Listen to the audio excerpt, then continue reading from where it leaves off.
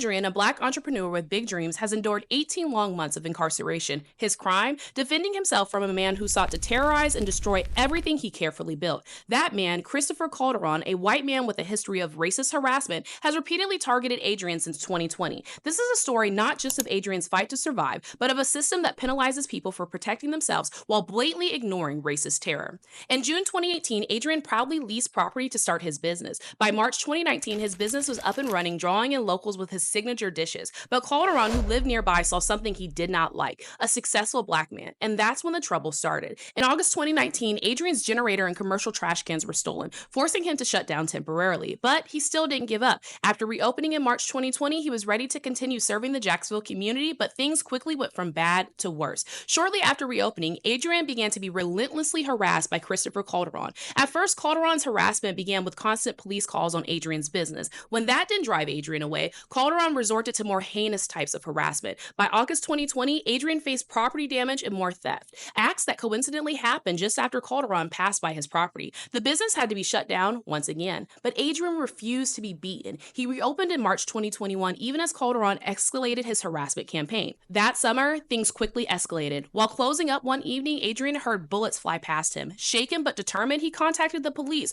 only to be told that without evidence, there was nothing they could do. Meanwhile, Caulderon was creating these fake social media accounts to cyberbully Adrian, calling him racial slurs and mocking him. In July of 2021, a key post and a slip-up led to the discovery that Caulderon was behind the online attacks. Still, when Adrian reported this to the police, they let Caulderon walk away without any consequences. By late 2021, Caulderon was openly taunting Adrian, driving past his business every day, vandalizing his property, and calling the city and police constantly. Despite Adrian's repeated reports, the harassment continued unchecked. In December 2021, his business was vandalized, but when Adrian requested to file charges against Caulderon, the police brushed him off. Are we noticing a trend here? Caulderon harasses Adrian. Adrian calls the police say there's nothing they can do.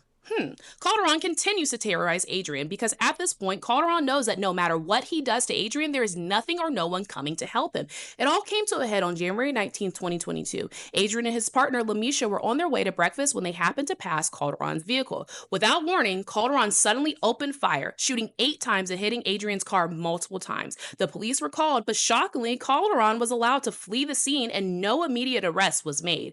A warrant was eventually issued, but it was never even executed. Adrian tried everything, seeking restraining orders, contacting the state attorney, and gathering and presenting his own evidence. Yet time and time again, they were told there wasn't enough proof or that the case didn't meet the requirements for legal action. Even with a meeting with the state attorney, Laurel Randall, in May 2022 revealed that Caulderon admitted to shooting because he claimed that Adrian was following him, the state still chose not to press charges. Why is that?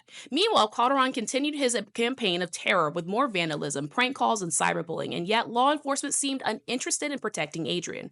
On the morning of February 9, 2023, as Adrian was preparing to open his business, he noticed that Caulderon was charging toward him, holding an unknown object. Fearing for his life after years of harassment and threats, Adrian acted in self-defense. In the chaos that followed, Caulderon fled and returned fire. The police arrived, and instead of arresting the man who had terrorized Adrian for years, they arrested Adrian. Since that day, Adrian has been sitting in jail awaiting justice that never seems to come. Every month he's told that something will change. Every month he's met with silence. Even promises from key officials that the man who terrorized him for years will face charges have amounted to nothing. Meanwhile, Caulderon remains free. His role in the years of harassment and violence go without answer. The bullets that struck Adrian's vehicle were never even properly examined, and the investigation has just dragged on slowly. Adrian's story isn't just one of a man fighting for his freedom. It's a damning indictment of a system that allowed a racist stalker to terrorize a black man for years. It's about a dream turned nightmare because the people responsible for enforcing justice refuse to act. How many more Adrians are out there ignored by a system that claims to serve and protect? How long must we wait for Adrian to have the justice that he deserves? Adrian McClendon stood up for himself when no one else would, and now it's time for the world to stand up for him.